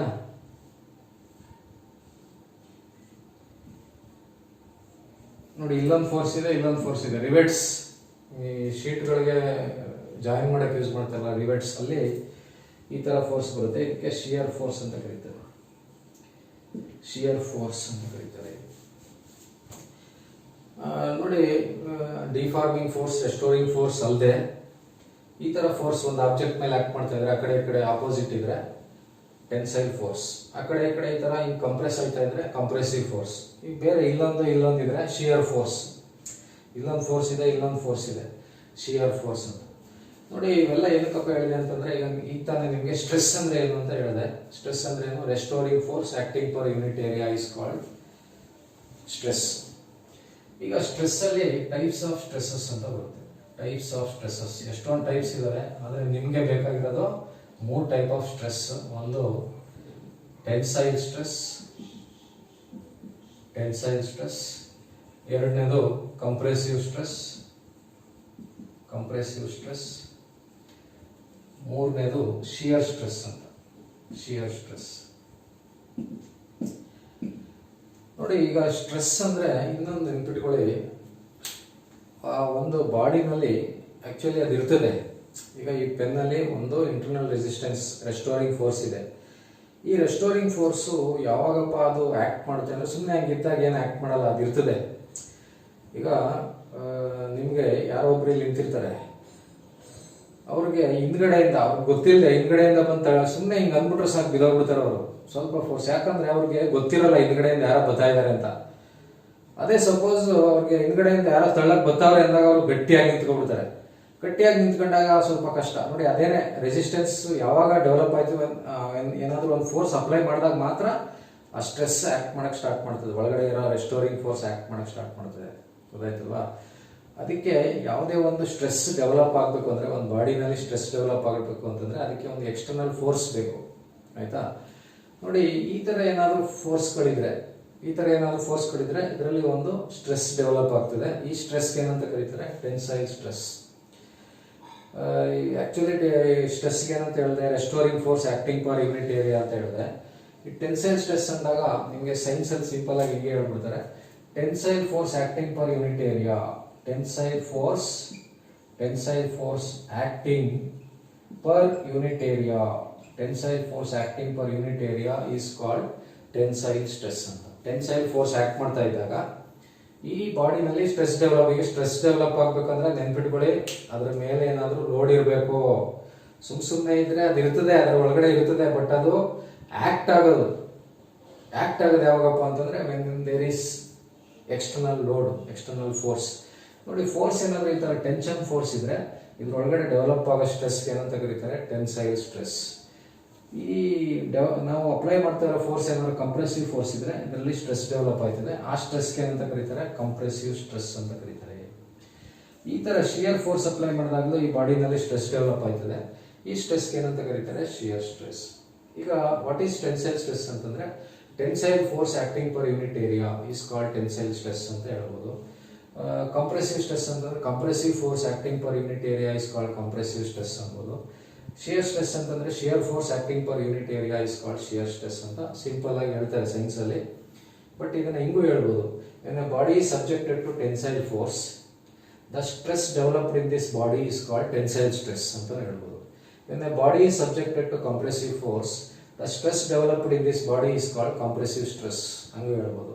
ಆಕ್ಚುಲಿ ಹಂಗೆ ಹೇಳ್ಬೇಕು, ಸೈನ್ಸ್ ಅಲ್ಲಿ ಸಿಂಪಲ್ ಆಗಿ ಹಿಂಗೆ ಹೇಳ್ಬಿಡ್ತಾರೆ. ಅದೇ ತರ when a body is subjected to shear force, the stress developed is called shear stress ಅಂತ ಕರೀತಾರೆ. ಸರಿನಾ? ನೋಡಿ, ಟೆನ್ಸೈಲ್ ಫೋರ್ಸ್ ಅಪ್ಲೈ ಮಾಡಿದಾಗ ಟೆನ್ಸೈಲ್ ಸ್ಟ್ರೆಸ್ ಬರುತ್ತೆ, ಕಂಪ್ರೆಸಿವ್ ಫೋರ್ಸ್ ಅಪ್ಲೈ ಮಾಡಿದಾಗ ಕಂಪ್ರೆಸಿವ್ ಸ್ಟ್ರೆಸ್ ಬರುತ್ತೆ, ಶಿಯರ್ ಫೋರ್ಸ್ ಅಪ್ಲೈ ಮಾಡಿದಾಗ ಶಿಯರ್ ಸ್ಟ್ರೆಸ್. ಎಲ್ಲದಕ್ಕೂ ಫಾರ್ಮುಲಾ ಒಂದೇ, F/A. ಈ ಟೆನ್ಸೈಲ್ ಸ್ಟ್ರೆಸ್ ಬಂದಾಗ ಟೆನ್ಸೈಲ್ ಫೋರ್ಸ್ ಅಪ್ಲೈ ಮಾಡಿರ್ತೀವಿ, ಕಂಪ್ರೆಸಿವ್ ಸ್ಟ್ರೆಸ್ ಬಂದಾಗ ಕಂಪ್ರೆಸಿವ್ ಫೋರ್ಸ್, ಶಿಯರ್ ಸ್ಟ್ರೆಸ್ ಬಂದಾಗ ಶಿಯರ್ ಫೋರ್ಸ್. ಆಯ್ತಾ? ನೋಡಿ, ಇದು ಟೆನ್ಸೈಲ್ ಸ್ಟ್ರೆಸ್, ಕಂಪ್ರೆಸಿವ್ ಸ್ಟ್ರೆಸ್ ಮತ್ತೆ ಶಿಯರ್ ಸ್ಟ್ರೆಸ್ ಅಂತ. ನೋಡಿ, ಇವಾಗ ನಿಮಗೆ ಈ ಟೆನ್ಸೈಲ್ ಸ್ಟ್ರೆಸ್ ಯಾವ್ದ್ರಲ್ಲಿ, ಪ್ರಾಕ್ಟಿಕಲ್ ಎಕ್ಸಾಂಪಲ್ ಅಲ್ಲಿ ಯಾವ್ದ್ರಲ್ಲಿ ಬರುತ್ತೆ ಟೆನ್ಸೈಲ್ ಸ್ಟ್ರೆಸ್, ಯಾವ್ದ್ರಲ್ಲಿ ಬರುತ್ತೆ ನೋಡಿ. ಯಾವ್ದ್ರಲ್ಲಿ ಬರುತ್ತಪ್ಪ ಅಂತಂದ್ರೆ ಈ ಬೈಸಿಕಲ್ ಚೈನ್ ಅಲ್ಲಿ ನೋಡಿ, ಹಿಂಗೆ ಫೋರ್ಸ್ಗಳು, ಟೆನ್ಸೈಲ್ ಫೋರ್ಸ್, ಮತ್ತೆ ಬೆಲ್ಟ್, ಈ ಫ್ಲೋರ್ ಮಿಲ್ಲಲ್ಲಿ ಬೆಲ್ಟ್ ಇರ್ತಾವಲ್ಲ, ಆ ಬೆಲ್ಟಲ್ಲೂ ಅಷ್ಟೇ ಟೆನ್ಸೈಲ್ ಫೋರ್ಸ್ ಇರ್ತವೆ. ಆಯ್ತಾ? ಕಂಪ್ರೆಸಿವ್ ಸ್ಟ್ರೆಸ್ ಏನು, ಪಿಲ್ಲರ್ ಸಪೋರ್ಟಿಂಗ್ ಎ ಸ್ಟ್ರಕ್ಚರ್. ಈಗ ಒಂದು ಪಿಲ್ಲರ್ ಇರ್ತದೆ, ಪಿಲ್ಲರ್ ಏನಕ್ಕೆ ಹಾಕಿರ್ತಾರೆ, ಬಿಲ್ಡಿಂಗ್ ಸಪೋರ್ಟ್ ಆಗಲಿ ಅಂತ, ಅದಕ್ಕೆ ನೋಡಿ ಕಂಪ್ರೆಸಿವ್ ಸ್ಟ್ರೆಸ್. ಆಮೇಲೆ ಶಾಕ್ ಅಬ್ಸರ್ವರ್ಸ್, ಸ್ಪ್ರಿಂಗ್ಸ್ ನೋಡಿ, ಅದರಲ್ಲೆಲ್ಲ ಕಂಪ್ರೆಸಿವ್ ಸ್ಟ್ರೆಸ್. ಶಿಯರ್ ಸ್ಟ್ರೆಸ್ ಅಲ್ಲಿ ಏನಪ್ಪಾ ಅಂತಂದ್ರೆ, ಶಿಯರ್ ಸ್ಟ್ರೆಸ್ ಎಲ್ಲೆಲ್ಲಿ ಇರ್ತವೆ ಅಂತಂದ್ರೆ, ಸೀಸರ್ ಕಟಿಂಗ್ ಎ ಪೇಪರ್, ಈ ಸೀಸರ್ ಕಟ್ ಮಾಡ್ತಾ ಇರ್ತಲ್ಲ ಪೇಪರ್ನ ನೋಡಿ, ಅದರಲ್ಲಿ ಶಿಯರ್ ಸ್ಟ್ರೆಸ್ ಇರ್ತದೆ. ಸೀಸರ್ ಕಟಿಂಗ್ ಎ ಪೇಪರ್ ನೋಡಿ. ಇದು ಎಕ್ಸಾಂಪಲ್ಸ್, ಪ್ರಾಕ್ಟಿಕಲ್ ಎಕ್ಸಾಂಪಲ್ಸ್, ಎಲ್ಲೆಲ್ಲಿ ಟೆನ್ಸೈಲ್ ಸ್ಟ್ರೆಸ್ ಇರ್ತದೆ, ಎಲ್ಲೆಲ್ಲಿ ಕಂಪ್ರೆಸಿವ್ ಸ್ಟ್ರೆಸ್ ಇರ್ತದೆ, ಎಲ್ಲೆಲ್ಲಿ ಶಿಯರ್ ಸ್ಟ್ರೆಸ್ ಇರ್ತದೆ ಅಂತ. ಆಯ್ತಾ? ನೋಡಿ, ನಿಮಗೆ ಸ್ಟ್ರೆಸ್ ಅಂದ್ರೆ ಗೊತ್ತಾಯ್ತು, ಟೈಪ್ಸ್ ಆಫ್ ಸ್ಟ್ರೆಸಸ್ ಗೊತ್ತಾಯ್ತು. ಈಗ ಸ್ಟ್ರೈನ್ ಬರೋಣ.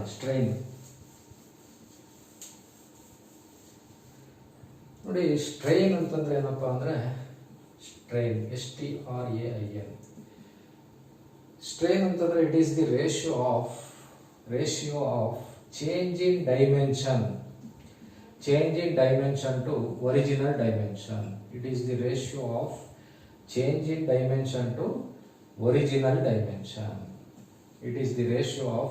in dimension to original dimension.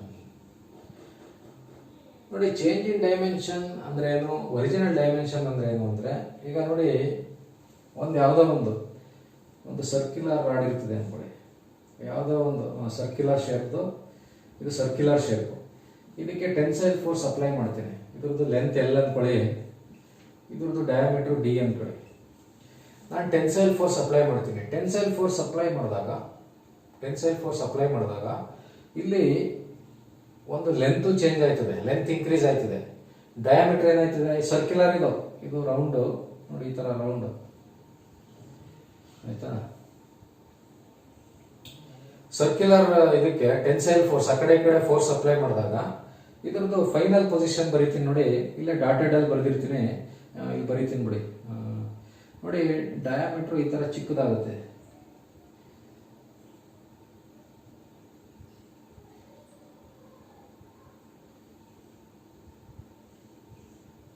ನೋಡಿ, ಡಯಾಮೀಟರ್ ಚಿಕ್ಕದಾಯ್ತು, ಲೆಂತ್ ಏನಾಯ್ತು, ಜಾಸ್ತಿ ಆಯ್ತು ಅಲ್ವಾ? ಡಯಾಮೀಟರ್ ರೆಡ್ಯೂಸ್ ಆಯ್ತು, ಲೆಂತ್ ಇನ್ಕ್ರೀಸ್ ಆಯ್ತು. ಇಲ್ಲಿ change in dimension to original dimension ಅಂದ್ರೆ ನೋಡಿ, ಚೇಂಜ್ ಇನ್ ಲೆಂತ್ ಅಂದ್ರೆ ಡೆಲ್ಟಾ L ಅಂತ ಬರೀತಾರೆ, ಒರಿಜಿನಲ್ ಲೆಂತ್ L ಅಂತ ಬರೀತಾರೆ ಅಲ್ವಾ? ಚೇಂಜ್ ಇನ್ ಲೆಂತ್ ಅಂದ್ರೆ ಎಷ್ಟು ಲೆಂತ್ ಇನ್ಕ್ರೀಸ್ ಆಯ್ತು ಅದು ಚೇಂಜ್ ಇನ್ ಲೆಂತ್. ಮೊದಲು ಎಷ್ಟಿತ್ತು ಅದು ಒರಿಜಿನಲ್ ಲೆಂತ್. ನಮಗೆ ಡಯಾಮೀಟರ್ ತಗೊಂಡ್ರೆ ನೋಡಿ, ಇದು D1, ಇದು T2 ಅಂದ್ರೆ ಚೇಂಜ್ ಇನ್ ಡಯಾಮೀಟರ್ ಆಗಿರ್ತದೆ. D2 - D1 ಮಾಡಿದ್ರೆ ಬರುತ್ತೆ. ಇದನ್ನ ಹಿಂಗೂ ಬರೀಬಹುದು, change in diameter by original diameter ಅಲ್ವಾ? Change in length by original length, change in diameter by original diameter, ಅಥವಾ change in volume delta V by V, change in volume by original volume, ಹಂಗೂ ಬರೀಬಹುದು. ನೋಡಿ, strain ಅಂದ್ರೆ ನೀವು ಒಂದೊಂದ್ಸರಿ ಏನ್ ಮಾಡುತ್ತೀರಿ, ಸ್ಟ್ರೈನ್ ಅಂದ್ರೆ ಬರೀ ಹಿಂಗೆ ಹೇಳ್ಬಿಡ್ತೀರಿ, it is the ratio of change in length to original length. Actually ಅದು ಕರೆಕ್ಟ್ ಡೆಫಿನೇಷನ್ ಅಲ್ಲ. ಕರೆಕ್ಟ್ ಡೆಫಿನೇಷನ್ ಏನಪ್ಪಾ ಅಂದ್ರೆ, ಜನರಲ್ ಆಗಿ ಹೇಳ್ಬೇಕಂದ್ರೆ, it is the ratio of change in dimension to original dimension ಅಂತ. Change in dimension to original dimension, ಇದನ್ನ ಏನಂತ ಕರೀತಾರೆ, ಸ್ಟ್ರೈನ್ ಅಂತ ಕರೀತಾರೆ. ಆಯ್ತಾ? ಅಂದರೆ ನೋಡಿ ಇದು ಡೆಲ್ಟಾ ಎಲ್ ಬೈ ಎಲ್ ಆಗ್ಬೋದು, ಡೆಲ್ಟಾ ಡಿ ಮೇಲೆ ನೋಡಿ ಡೆಲ್ಟಾ ವಿ ಅಂದರೆ ವಾಲ್ಯೂಮ್ ಚೇಂಜ್ ಆಗಿಬಿಟ್ಟಿರ್ತದೆ. ವಾಲ್ಯೂಮ್ ಅಂದರೆ ಏನು π/4 d² ಎಲ್ ಅಲ್ವಾ, ಇದ್ರದ್ದು ವಾಲ್ಯೂಮ್ ಚೇಂಜ್ ಆಗಿಬಿಟ್ಟಿರ್ತದೆ. ನೋಡಿ ಇಲ್ಲಿ 3 ಚೇಂಜ್ ಆಯ್ತವೆ. ಏನೇನು? ಒಂದು change in length, change in diameter ಮತ್ತು ಚೇಂಜ್ ಇನ್ ವಾಲ್ಯೂಮ್ ಅಲ್ವಾ. ಚೇಂಜ್ ಇನ್ ಏರಿಯಾನೂ ಆಯ್ತದೆ, ಬಟ್ ಚೇಂಜ್ ಇನ್ ಏರಿಯಾ ಅಂತ ಎಲ್ಲೂ ತಗೊಳ್ಳಲ್ಲ. ಚೇಂಜ್ ಇನ್ ಲೆಂತ್ ತಗೋತಾರೆ, ಚೇಂಜ್ ಇನ್ ಡಯಾಮೀಟರ್ ತಗೋತಾರೆ, ಚೇಂಜ್ ಇನ್ ವಾಲ್ಯೂಮ್ ತಗೋತಾರೆ. ಸರಿನಾ? ನೋಡಿ ಈಗ ಇದರಲ್ಲಿ ಟೈಪ್ಸ್ ಆಫ್ ಸ್ಟ್ರೈನ್ ಅಲ್ಲಿ, ಈಗ ಸ್ಟ್ರೈನ್ ಅಂದ್ರೆ ಗೊತ್ತಾಯ್ತು. ಆಮೇಲೆ ಸ್ಟ್ರೈನ್ ಇನ್ನೊಂದು ಏನಪ್ಪ ಅಂತಂದ್ರೆ it is a dimensionless quantity, ನೆನ್ಪಿಟ್ಕೊಳ್ಳಿ. ಈಗ ಸ್ಟ್ರೆಸ್ ಯೂನಿಟ್ ಏನು? Newton per metre square. Strain is a dimensionless quantity. ಇದಕ್ಕೆ ಯೂನಿಟ್ ಇಲ್ಲ, ನೋ ಯೂನಿಟ್. ಸ್ಟ್ರೈನ್ಗೆ ನೋ ಯೂನಿಟ್, ತುಂಬಾ ಇಂಪಾರ್ಟೆಂಟ್, ನೆನ್ಪಿಟ್ಕೊಳ್ಳಿ. ಸ್ಟ್ರೈನ್ ಯೂನಿಟ್ ಏನಪ್ಪಾ ಅಂತಂದ್ರೆ it is a unitless quantity, it is a dimensionless quantity ಅಂತ ಕರೀತಾರೆ. ಈಗ ನಿಮಗೆ ಸ್ಟ್ರೈನ್ ಅಂದ್ರೆ ಗೊತ್ತಾಯ್ತು. ಟೈಪ್ಸ್ ಆಫ್ ಸ್ಟ್ರೈನ್ ಅಲ್ಲಿ ನೋಡಿ, ಒಂದು ಲೀನಿಯರ್ ಸ್ಟ್ರೈನ್, ಇನ್ನೊಂದು ಲ್ಯಾಟರಲ್ ಸ್ಟ್ರೈನ್, ಮತ್ತೆ volumetric strain, shear strain and volumetric strain. Shear strain, ಇನ್ನೊಂದು ವಾಲ್ಯೂಮೆಟ್ರಿಕ್ ಸ್ಟ್ರೈನ್ ಅಂತಾನೂ ಇದೆ.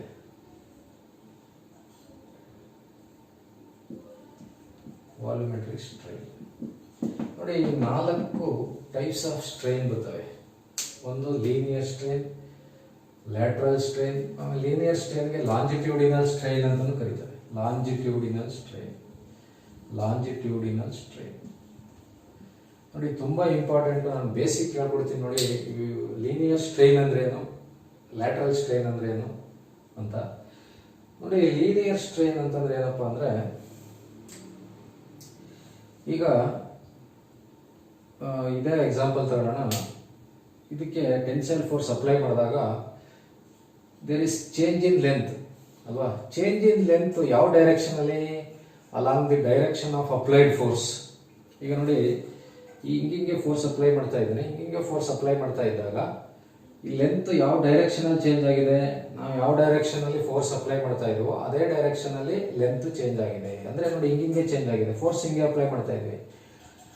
ಅದೇ ಈ ಡಯಾಮೀಟರ್ ಯಾವ ಡೈರೆಕ್ಷನ್ ಅಲ್ಲಿ ರೆಡ್ಯೂಸ್ ಆಗಿದೆ? ಡಯಾಮೀಟರ್ ನೋಡಿ, ಹಿಂಗ್ ರೆಡ್ಯೂಸ್ ಆಯ್ತು ಅಂದ್ರೆ ಫೋರ್ಸ್ ಹಿಂಗ್ ಅಪ್ಲೈ ಮಾಡ್ತಾ ಇದೀವಿ, ಹಿಂಗೆ ರೆಡ್ಯೂಸ್ ಆಗ್ತಾ ಇದೆ. ಅಂದ್ರೆ diameter is reducing along the direction perpendicular to the application of force ನಾವು ಯಾವ ಡೈರೆಕ್ಷನ್ ಅಲ್ಲಿ ಅಪ್ಲೈ ಮಾಡ್ತಾ ಇದೀವೋ ಅದಕ್ಕೆ ಪರ್ಪೆಂಡಿಕ್ಯುಲರ್ ಡೈರೆಕ್ಷನ್ ಅಲ್ಲಿ ಡಯಾಮೀಟರ್ ರೆಡ್ಯೂಸ್ ಆಯ್ತಾ ಇದೆ ಅಲ್ವಾ. ನೋಡಿ, ಇದು ಈ ಕಾನ್ಸೆಪ್ಟ್ ನೆನ್ಪಿಟ್ಕೊಳ್ಳಿ. ಈಗ ಲೆಂತ್ ಯಾವ ಡೈರೆಕ್ಷನ್ ಅಲ್ಲಿ ಇನ್ಕ್ರೀಸ್ ಆಯ್ತಾ ಇದೆ? Length is increasing along the direction of application of force, whereas diameter is reducing along the direction perpendicular to the application of force. ನಾವು ಫೋರ್ಸ್ ಹಿಂಗ್ ಅಪ್ಲೈ ಮಾಡ್ತಾ ಇದೀವಿ, ಹಿಂಗ್ ರೆಡ್ಯೂಸ್ ಆಯ್ತದೆ, ಪರ್ಪೆಂಡಿಕ್ಯುಲರ್ ಅಲಾಂಗ್ ದಿ ಡೈರೆಕ್ಷನ್ ಅಂದ್ರೆ ಈ ತರ. ಈಗ ಲೀನಿಯರ್ ಸ್ಟ್ರೈನ್ ಅಥವಾ ಲಾಂಜಿಟ್ಯೂಡಿನಲ್ ಸ್ಟ್ರೈನ್ ಬರೋಣ. It is the ratio of change in dimension to original dimension along the direction of applied force. ಅಂದ್ರೆ ಈ ಎಕ್ಸಾಂಪಲ್ ಅಲ್ಲಿ ಲೀನಿಯರ್ ಸ್ಟ್ರೈನ್ ಅಥವಾ ಲಾಂಜಿಟ್ಯೂಡಿನಲ್ ಸ್ಟ್ರೈನ್ ಅಂತಂದ್ರೆ ಡೆಲ್ಟಾ ಎಲ್ ಬೈ ಎಲ್. ಸರಿನಾ? ನೋಡಿ, ಲೀನಿಯರ್ ಸ್ಟ್ರೈನ್ ಅಂತಂದ್ರೆ ಯಾವುದೇ ಸ್ಟ್ರೈನ್ ತಗೊಳ್ಳಿ, change in dimension by original dimension. Linear strain ತಗೊಂಡಾಗ ನಾವು ಯಾವ ಡೈರೆಕ್ಷನ್ ಅಲ್ಲಿ ಫೋರ್ಸ್ ಅಪ್ಲೈ ಮಾಡ್ತಾ ಇದೀವೋ ಆ ಡೈರೆಕ್ಷನ್ ಅಲ್ಲಿ ಏನು ಚೇಂಜ್ ಆಗಿದೆ ನೋಡಿ, ಲೆಂತ್ ಚೇಂಜ್ ಆಗಿದೆ, ಆ change in length divide by original length ಮಾಡಬೇಕು. ಅದಕ್ಕೆ ಲೀನಿಯರ್ ಸ್ಟ್ರೈನ್ ಅಥವಾ ಲಾಂಜಿಟ್ಯೂಡಿನಲ್ ಸ್ಟ್ರೈನ್ ಅಂತ ಕರೀತಾರೆ. ಲ್ಯಾಟರಲ್ ಸ್ಟ್ರೈನ್ ಅಂತಂದ್ರೆ it is the ratio of change in dimension along the direction perpendicular to the direction of force applied. ಯಾವ direction force apply ಮಾಡ್ತೀವಿ ಅದಕ್ಕೆ perpendicular direction ಅಲ್ಲಿ ಯಾವುದು ಚೇಂಜ್ ಆಗಿದೆಯೋ ಅದಕ್ಕೆ ಲ್ಯಾಟರಲ್ ಸ್ಟ್ರೈನ್ ಅಂತ ಕರೀತಾರೆ. ನೋಡಿ, ಲ್ಯಾಟರಲ್ ಸ್ಟ್ರೈನ್ ಅಂತಂದ್ರೆ ಡೆಲ್ಟಾ ಡಿ ಬೈ ಡಿ ಅಂತ. ಈ ಎಕ್ಸಾಂಪಲ್ ಅಲ್ಲಿ ನೋಡಿ, ಡಯಾಮೀಟರ್ ಹಿಂಗ್ ರೆಡ್ಯೂಸ್ ಆಯ್ತಾ ಇದೆ, change in dimension by original dimension along the direction perpendicular to the direction of force applied. ಇದಕ್ಕೆ ಏನಂತ ಕರೀತಾರೆ? Lateral strain. ನಿಮ್ಗೆ ಏನಾದ್ರೂ ಕನ್ಫ್ಯೂಷನ್ ಅಂದ್ರೆ ಏನ್ ತಲೆ ಕೆಡಿಸ್ಕೊಳ್ಳೋದು ಬೇಡ. ಲೀನಿಯರ್ ಸ್ಟ್ರೈನ್ ಅಂದ್ರೆ change in length by original length. Lateral strain ಅಂತಂದ್ರೆ change in diameter by original diameter. ಸರಿನಾ? ಆಯ್ತು. ನೋಡಿ, ನೆಕ್ಸ್ಟ್ ವಾಲ್ಯೂಮೆಟ್ರಿಕ್ ಸ್ಟ್ರೈನ್ ಬಂದ್ಬಿಡ್ತೀನಿ, ಆಮೇಲೆ ಶಿಯರ್ ಸ್ಟ್ರೈನ್ ಬರೋಣ. ನೋಡಿ, ವಾಲ್ಯೂಮೆಟ್ರಿಕ್ ಸ್ಟ್ರೈನ್ ಅಂತಂದರೆ it is the ratio of change in volume. ನೋಡಿ, ಏನು ಸಿಂಪಲ್ ಇದು, change in volume to original volume. ಇದು ಹೆಂಗಾರ ಫೋರ್ಸ್ ಅಪ್ಲೈ ಮಾಡ್ಕೊಳ್ಳಿ. ಈಗ ಇದು ಹಿಂಗಿತ್ತು, ಇದು ಹಿಂಗೆ ಬರ್ತಲ್ವ, ನೋಡಿ ವಾಲ್ಯೂಮು ಚೇಂಜ್ ಆಗಿದೆ. ಇದ್ರದ್ದು ವಾಲ್ಯೂಮೇ ಬೇರೆ ಇರ್ತದೆ, ಇದ್ರ ವಾಲ್ಯೂಮೇ ಬೇರೆ ಇರ್ತದೆ. Change in volume to original volume ratio ಬರುತ್ತಲ್ಲ, ಇದಕ್ಕೆ ವಾಲ್ಯೂಮೆಟ್ರಿಕ್ ಸ್ಟ್ರೈನ್ ಅಂತ ಕರೀತಾರೆ. ಆಯ್ತಾ? ನೆಕ್ಸ್ಟ್ ಶಿಯರ್ ಸ್ಟ್ರೈನ್ ಅಂತಂದ್ರೆ ಏನಪ್ಪ ಅಂತಂದ್ರೆ, ಈಗ ನೋಡಿ ಈ ಶಿಯರ್ ಸ್ಟ್ರೈನ್ಗೆ ಒಂದು ಯಾವುದೋ ಶಿಯರ್ ಫೋರ್ಸ್ ಅಪ್ಲೈ ಮಾಡೋಣ. ನೋಡಿ, ಶಿಯರ್ ಫೋರ್ಸ್ ಅಂತಂದ್ರೆ ಒಂದೇ ಇದರಲ್ಲಿ ಇರಲ್ಲ, ಇಲ್ಲೊಂದು ಕಡೆ ಎಲ್ಲೋ ಒಂದು ಕಡೆ ಫಿಕ್ಸ್ ಮಾಡಿದೆ ಅಂದ್ಕೊಳ್ಳಿ. ಫೋರ್ಸ್ ಇಲ್ಲೆಲ್ಲ ಈ ಥರ ಒಂದು ಫೋರ್ಸ್ ಬಂದರೆ ಇದಕ್ಕೆ ಶಿಯರ್ ಫೋರ್ಸ್ ಅಂತ ಕರೀತಾರೆ. ಯೂಶಲಿ ಇದು ಲಿಕ್ವಿಡ್ಸ್ ಅಲ್ಲಿ ಬರುತ್ತೆ, ಲಿಕ್ವಿಡ್ಸ್ ಜಾಸ್ತಿ, ಸಾಲಿಡಲ್ಲಿ ಬರುತ್ತೆ, ರಿವೆಟ್ಸ್ ಅಲ್ಲಿ. ಯೂಶಲಿ ಲಿಕ್ವಿಡ್ಸ್ ಅಲ್ಲಿ ಶಿಯರ್ ಫೋರ್ಸ್ ಅಂತ ಬರೋದು.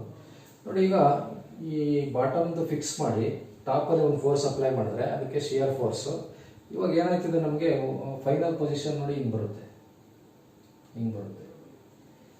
ಅಲ್ವಾ? ಅಂದರೆ ಇದು ಹಿಂಗೆ ಬಂದಿರ್ತದೆ. ಇದು ಫೋರ್ಸ್ ಅಪ್ಲೈ ಮಾಡಿದ್ರೆ ಹಿಂಗೆ ಟಿಲ್ಟ್ ಆಯ್ತದೆ ಅಲ್ವಾ? ಈಗ ಎಷ್ಟು ಟಿಲ್ಟ್ ಆಯಿತು ಇದು ಶಿಯರ್ ಫೋರ್ಸ್ ಅಪ್ಲೈ ಮಾಡಿದಾಗ ಇದಕ್ಕೆ ಲ್ಯಾಟ್ರಲ್ ಡಿಸ್ಪ್ಲೇಸ್ಮೆಂಟ್ ಅಂತ ಕರೀತಾರೆ. Lateral displacement to the vertical height ಅಂತ. ಈ ಹೈಟ್ ಎಷ್ಟಿದೆ, ಯಾವ್ದಾರ ಆಬ್ಜೆಕ್ಟ್ ತಗೊಳ್ಳಿ, ಆಬ್ಜೆಕ್ಟ್ ಹೈಟ್ ಎಷ್ಟಿದೆ.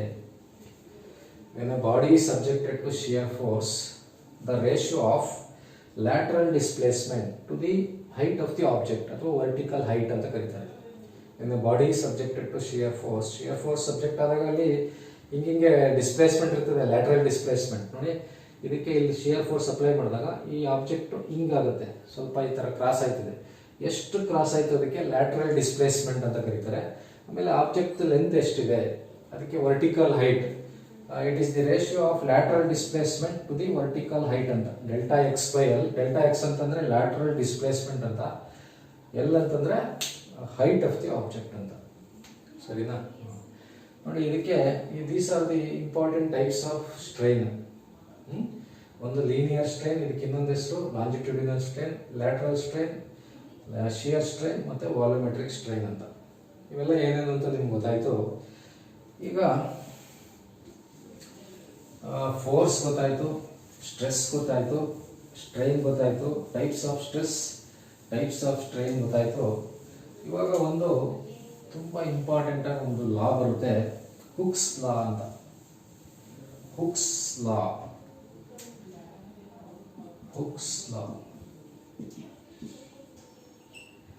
ನೋಡಿ, ಹುಕ್ಸ್ ಲಾ ಏನಪ್ಪ ಹೇಳ್ತದೆ ಅಂತಂದ್ರೆ, Hooke's law it states that within elastic limit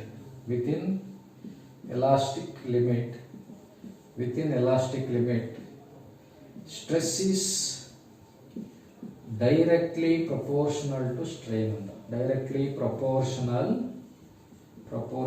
to strain ಅಂತ. within elastic limit stress is directly proportional to strain. ನೋಡಿ, ಇಲ್ಲಿ ನಿಮಗೆ ಒಂದಷ್ಟು ಕೀ ವರ್ಡ್ಸ್ ಬಂದಿದೆ. ಎಲಾಸ್ಟಿಕ್ ಲಿಮಿಟ್ ಅಂತ ಬಂತು, ಸ್ಟ್ರೆಸ್ ಅಂತ ಬಂತು, ಡೈರೆಕ್ಟ್ಲಿ ಪ್ರಪೋರ್ಷನಲ್ ಅಂತ ಬಂತು, ಮತ್ತೆ ಸ್ಟ್ರೈನ್ ಬಂತು. ಈಗ ನಿಮಗೆ ಸ್ಟ್ರೆಸ್ ಅಂದ್ರೆ ಏನು ಅಂತ ಗೊತ್ತಾಗಿದೆ. Restoring force acting per unit area, ಅದರಲ್ಲಿ ಎಷ್ಟೊಂದು types of stress, tensile stress, compressive stress, shear stress. ಅದೇ ತರ ಸ್ಟ್ರೈನ್ ಅಂದ್ರೆ ಗೊತ್ತಾಯ್ತು, it is the ratio of change in dimension to original dimension. Types of strain ಅಲ್ಲಿ linear strain, longitudinal strain, lateral strain, shear strain ಮತ್ತೆ volumetric strain. ನೋಡಿ, ನಿಮಗೆ elastic limit ಅಂದ್ರೆ ಗೊತ್ತಾಗಿಲ್ಲ, ಡೈರೆಕ್ಟ್ಲಿ ಪ್ರಪೋರ್ಷನಲ್ ಅಂದ್ರೆ ಗೊತ್ತಾಗಿಲ್ಲ ಅಲ್ವಾ?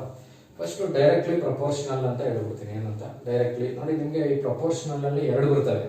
ಒಂದು ಡೈರೆಕ್ಟ್ಲಿ ಪ್ರಪೋರ್ಷನಲ್, ಇನ್ನೊಂದು ಇನ್ವರ್ಸ್ಲಿ ಪ್ರಪೋರ್ಷನಲ್ ಅಂತ. ನೋಡಿ, ಡೈರೆಕ್ಟ್ಲಿ ಪ್ರಪೋರ್ಷನಲ್ ಅಂದ್ರೆ ಒಂದು ಇನ್ಕ್ರೀಸ್ ಆದ್ರೆ ಇನ್ನೊಂದು ಇನ್ಕ್ರೀಸ್ ಆಗುತ್ತೆ ಅಂತ.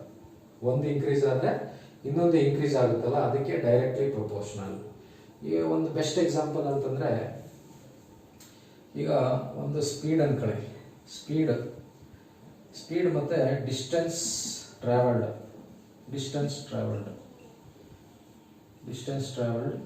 ಇನ್ 1 hour ಅನ್ಕೊಳ್ಳಿ. ಸ್ಪೀಡ್ ಮತ್ತೆ ಡಿಸ್ಟೆನ್ಸ್ ಟ್ರಾವೆಲ್ಡ್ ಇನ್ 1 hour ಎರಡು ಪ್ಯಾರಾಮೀಟರ್ ತಗೊಂಡಿದ್ದೀನಿ. ಈಗ ಸ್ಪೀಡ್ 100 km/h ಅಂದ್ರೆ 1 ಅವರ್ಗೆ ಎಷ್ಟು ಡಿಸ್ಟೆನ್ಸ್ ಕವರ್ ಮಾಡ್ತಾರೆ? 100 ಕಿಲೋಮೀಟರ್ ಅಲ್ವಾ?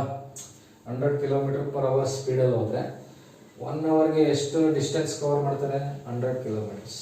ಸ್ಪೀಡ್ನ ಇನ್ಕ್ರೀಸ್ ಮಾಡ್ತೀನಿ, 200 ಕಿಲೋಮೀಟರ್ ಪರ್ ಅವರ್. ಎಷ್ಟು ಡಿಸ್ಟೆನ್ಸ್ ಕವರ್ ಮಾಡ್ತಾರೆ? 200 ಕಿಲೋಮೀಟರ್. ಈಗ ನೋಡಿ 100 ಇಂದ 200 ಇನ್ಕ್ರೀಸ್ ಆಯಿತು ನೋಡಿ, ಇದು ಇನ್ಕ್ರೀಸ್ ಆಯಿತು ಅಲ್ವಾ? ಒಂದು ಇನ್ಕ್ರೀಸ್ ಆದರೆ ಇನ್ನೊಂದು ಇನ್ಕ್ರೀಸ್ ಆದರೆ ಡೈರೆಕ್ಟ್ಲಿ ಪ್ರಪೋರ್ಷನಲ್.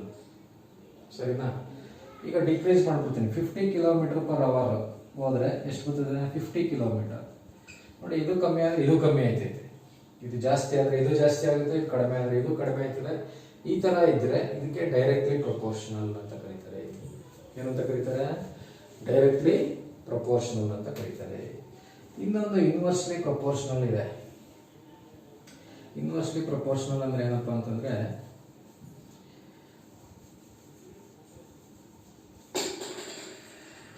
ಈಗ ಒಂದು ಸ್ಪೀಡೇ ತಗೊಳ್ಳೋಣ, ಇನ್ನೊಂದು ಟೈಮ್ ಟೇಕನ್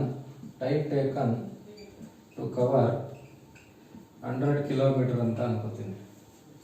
ಒಂದು ಸ್ಪೀಡು, ಇನ್ನೊಂದು time taken to cover 100 kilometre. ಈಗ ಈ ಸ್ಪೀಡಲ್ಲಿ ಹೋದ್ರೆ 100 ಕಿಲೋಮೀಟರ್ ಕವರ್ ಮಾಡೋಕ್ಕೆ ಎಷ್ಟು ಟೈಮ್ ತಗೋತಾರೆ? 1 ಅವರ್. ಕರೆಕ್ಟ್ ಅಲ್ವಾ? 1 ಅವರ್. ಯಾಕಂದರೆ 100 ಕಿಲೋಮೀಟರ್ ಪರ್ ಅವರ್, 100 ಕಿಲೋಮೀಟರ್ ಹೋಗ್ಬೇಕಾದ್ರೆ 1 ಅವರಲ್ಲಿ ಹೊರಟೋಯ್ತಾರೆ. 200 ಕಿಲೋಮೀಟರ್ ನೋಡಿ, ಸ್ಪೀಡ್ ಇನ್ಕ್ರೀಸ್ ಮಾಡ್ತಾ ಇದ್ದೀನಿ. 200 ಕಿಲೋಮೀಟರ್ ಪರ್ ಅವರ್ ಹೋದರೆ ಎಷ್ಟು ಟೈಮಲ್ಲಿ ಹೋಯ್ತಾರೆ? 2 ಅವರ್ಸಾ? ಇಲ್ಲ, ಅರ್ಧ ಗಂಟೆ, ಹಾಫ್ ಆನ್ ಅವರ್, ಅರ್ಧ ಗಂಟೆಲಿ ಹೊರಟೋಯ್ತಾರೆ. ಯಾಕಂದರೆ 200 ಕಿಲೋಮೀಟರ್ ಪರ್ ಅವರ್ ಇದೆ, 100 ಕಿಲೋಮೀಟರ್ ಹೋಗ್ಬೇಕು. ನೋಡಿ ಇಲ್ಲಿ ಸ್ಪೀಡ್ ಇನ್ಕ್ರೀಸ್ ಮಾಡಿದೆ ನೋಡಿ, ಟೈಮ್ ಟೇಕನ್ ಕಡಿಮೆ ಆಯಿತು ಅಲ್ವಾ? ಡಿಕ್ರೀಸ್ ಮಾಡ್ತೀನಿ, 50 ಬಂದಾಗ ಎಷ್ಟು ತಗೊಳುತ್ತೆ? 2 ಅವರ್ಸ್. ನೋಡಿ ಇಲ್ಲಿ ಸ್ಪೀಡ್ ಇನ್ಕ್ರೀಸ್ ಆಯಿತು, ಟೈಮ್ ಕಡಿಮೆ ಆಯಿತು. ಸ್ಪೀಡ್ ಡಿಕ್ರೀಸ್ ಆಯಿತು, ಟೈಮ್ ಜಾಸ್ತಿ ಆಯಿತು. ನೋಡಿ ಒಂದು ಕಡಿಮೆ ಆದರೆ ಇನ್ನೊಂದು ಜಾಸ್ತಿ ಆಗುತ್ತೆ, ಒಂದು ಜಾಸ್ತಿ ಆದರೆ ಇನ್ನೊಂದು ಕಡಿಮೆ ಆಯ್ತದೆ. ಈ ಥರ ಒಂದು ಜಾಸ್ತಿ ಆದಾಗ ಇನ್ನೊಂದು ಕಡಿಮೆ ಆದರೆ ಇನ್ವರ್ಸ್ಲಿ ಪ್ರಪೋರ್ಷನಲ್. ಒಂದು ಜಾಸ್ತಿ ಆದಾಗ ಇನ್ನೊಂದು ಜಾಸ್ತಿ ಆದರೆ ಡೈರೆಕ್ಟ್ಲಿ ಪ್ರಪೋರ್ಷನಲ್. ಒಂದು ಜಾಸ್ತಿ ಆದಾಗ ಇನ್ನೊಂದು ಕಡಿಮೆ ಆದರೆ ಇನ್ವರ್ಸ್ಲಿ ಪ್ರಪೋರ್ಷನಲ್. ನಿಮಗೆ ಡೈರೆಕ್ಟ್ಲಿ ಪ್ರಪೋರ್ಷನಲ್ ಅಂದರೆ ಏನು ಅಂತ ಗೊತ್ತಾಯ್ತು ಅಂದ್ಕೊಂಡಿದ್ದೀನಿ. ನೋಡಿ ಈಗ ಡೈರೆಕ್ಟ್ಲಿ ಪ್ರಪೋರ್ಷನಲ್ ಗೊತ್ತಾಯ್ತು ಇದರಲ್ಲಿ ಅಲ್ವಾ? ಇವಾಗ ಎಲಾಸ್ಟಿಕ್ ಲಿಮಿಟ್ ಅಂತ ಬರೋಣ. ಎಲಾಸ್ಟಿಕ್ ಲಿಮಿಟ್ಗೆ ಬರೋಕ್ಕಿಂತ ಮುಂಚೆ ಫಸ್ಟು ಈ ಎಲಾಸ್ಟಿಸಿಟಿ ಅಂದ್ರೆ ಏನು ಮತ್ತು ಪ್ಲಾಸ್ಟಿಸಿಟಿ ಅಂದರೆ ಏನು ಹೇಳ್ಬಿಡ್ತೀನಿ. ಎಲಾಸ್ಟಿಸಿಟಿ ಮತ್ತು ಪ್ಲಾಸ್ಟಿಸಿಟಿ ನೋಡಿ, ಎಲಾಸ್ಟಿಸಿಟಿ ಅಂತಂದರೆ it is the property of matter. By virtue of which the body after deformation. It is the property of matter by virtue of which the body after deformation regains its original shape and size when the external forces causing deformation are removed. It is the property of matter by virtue of which the body after deformation regains its original shape and size when the external forces causing deformation are removed. ನೋಡಿ ಹಂಗಂದ್ರೆ ಅರ್ಥ ಏನಪ್ಪ ಅಂತಂದ್ರೆ, ಈಗ ಯಾವುದೋ ಒಂದು object ಇರ್ತದೆ, ಇದಕ್ಕೆ ನಾನು ಟೆನ್ಸೈಲ್ ಫೋರ್ಸ್ ಅಪ್ಲೈ ಮಾಡ್ತೀನಿ. ಅಪ್ಲೈ ಮಾಡಿದಾಗ ಇದು ಎಕ್ಸ್ಪ್ಯಾಂಡ್ ಆಗಿರ್ತದೆ ಅಂದ್ಕೊಳ್ಳಿ, ಈ ಟೆನ್ಸೈಲ್ ಫೋರ್ಸ್ನ ತೆಗೆದುಬಿಟ್ಟಾಗ ವಾಪಸ್ ಅದೇ ಸ್ಟೇಟಿಗೆ ಬಂದ್ಬಿಟ್ರೆ ಅದಕ್ಕೆ ಎಲಾಸ್ಟಿಸಿಟಿ ಅಂತ ಕರೀತಾರೆ. It is the property of matter by virtue of which the body after deformation regains its original shape and size when the external forces causing deformation are removed. ನೀವೇನು ಡೆಫಿನೇಷನ್ ಏನು ನೆನ್ಪಿಟ್ಕೋಬೇಕಾಗಿಲ್ಲ, ಯಾಕಂದರೆ ಒಂಚೂರು ಗೊತ್ತಿದ್ರೆ ಸಾಕು. ನೋಡಿ ಇದು ಗೊತ್ತಿರೋ ಅರ್ಥ ಆಗಿದ್ರೆ ಸಾಕು, ನಿಮಗೆ ಡೆಫಿನೇಷನ್ ಅವರೇ ಕೊಟ್ಟಿರ್ತಾರೆ. ವಾಟ್ ಈಸ್ ಎಲಾಸ್ಟಿಸಿಟಿ ಅಂತ ಏನು ಪ್ರಶ್ನೆ ಕೇಳಲ್ಲ ನಿಮಗೆ, ಆಯಿತಾ? ಹಂಗೆ ಕೇಳಿದ್ರು ಏನು ಬರೀಬೋದು, ಅದೇನು ಕೇಳಲ್ಲ. ಸಿ ಇ ಟಿನಲ್ಲಿ ಅವರೇ ಏನೋ ಕೊಟ್ಬಿಡ್ತಾರೆ, ದಿಸ್ ಪ್ರಾಪರ್ಟಿ ಇಸ್ ಕಾಲ್ಡ್ ಅಂತ ಏನೋ ಸ್ಟೇಟ್ಮೆಂಟ್ ಕೊಟ್ಟು ನೀವು ಎಲಾಸ್ಟಿಸಿಟಿನ ಪ್ಲಾಸ್ಟಿಸಿಟಿನ ಬರೀಬಹುದು ಅಲ್ವಾ? ಇನ್ನೊಂದ್ಸಲಿ ಹೇಳ್ತೀನಿ ನೋಡಿ.